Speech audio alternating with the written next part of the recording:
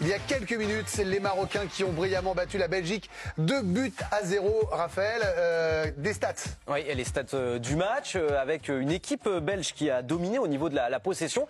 Mais le Maroc s'est créé quasiment le même nombre d'occasions que les Belges. Même 4 tirs cadrés sur les 10 tentatives. 3 tirs cadrés pour les Belges sur les 10 tentatives. Voilà, les Marocains ont été plus réalistes devant le but que les Belges.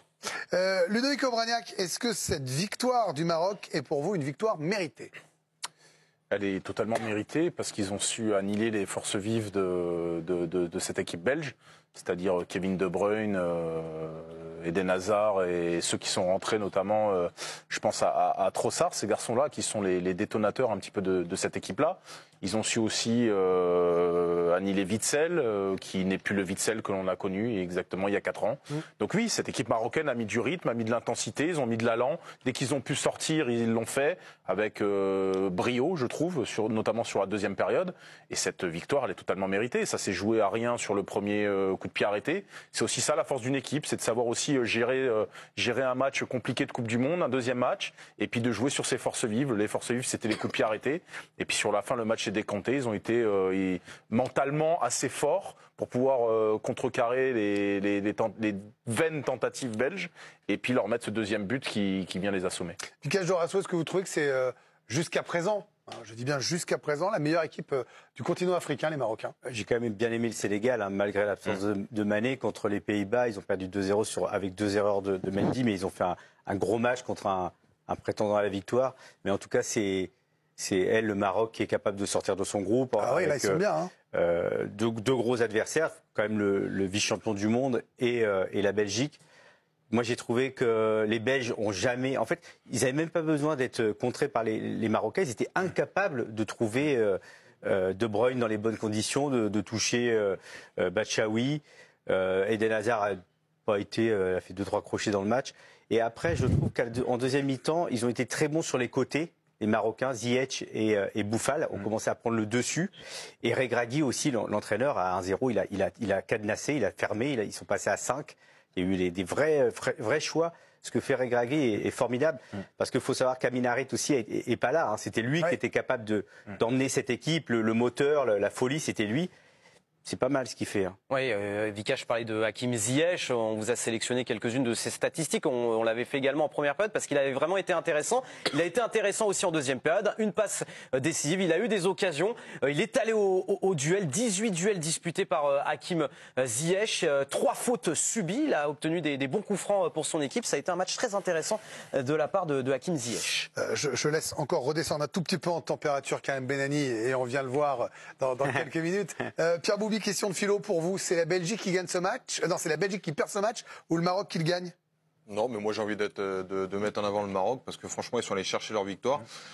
Je trouve que dans les attitudes, dans l'impact, dans l'intensité, moi j'ai adoré cette équipe. Honnêtement, je trouve que c'était un super match, complètement mérité. Et si la Belgique a vraiment peiné à trouver les espaces justement entre les lignes et même s'approcher du but, j'ai envie de mettre en avant aussi la défense, que ce soit Aguerd ou comment Saïs, ouais, exactement. Non, mais moi il m'impressionne. Honnêtement, je trouve qu'ils font. Je trouve très mature.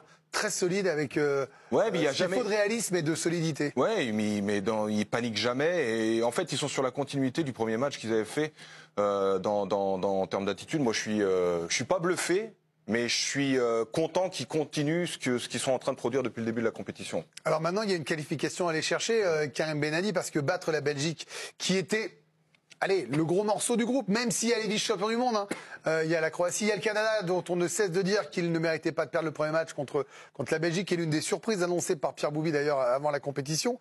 Mais là, ils ont pris une option, les Marocains. Avant toute chose, j'ai juste le temps de faire yes. Voilà. Bon, c'est bon. Merci pour ton intervention. Une défaite pourrait même suffire. En cas de match nul entre la Croatie et le Canada, ça dépendrait du goal average, mais une défaite pourrait même suffire aux Marocains. Donc ils ont pris une énorme option pour la qualif. Un nul sera bon, et Raph pourra nous le rappeler, quel que soit le résultat du prochain match de Croatie-Canada.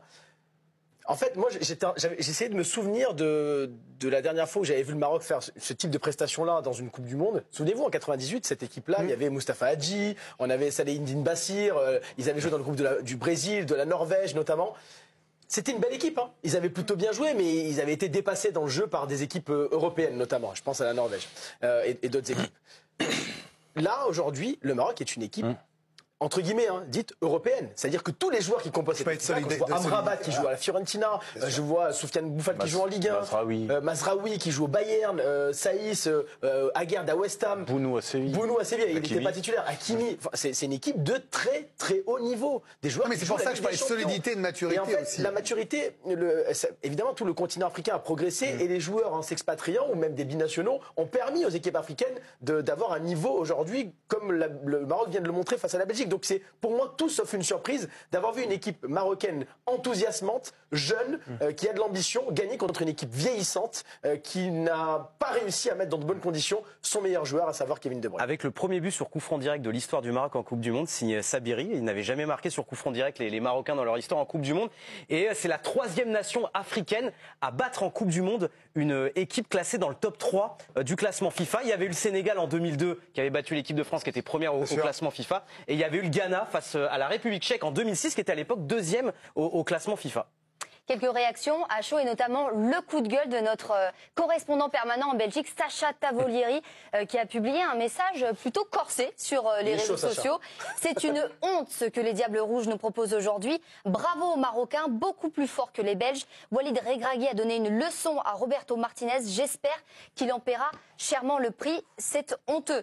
Nabil Djellit aussi, qu'on salue, qui est régulièrement avec nous sur le plateau. Les Belges n'ont rien montré. Déjà, ils n'auraient jamais dû gagner contre le Canada.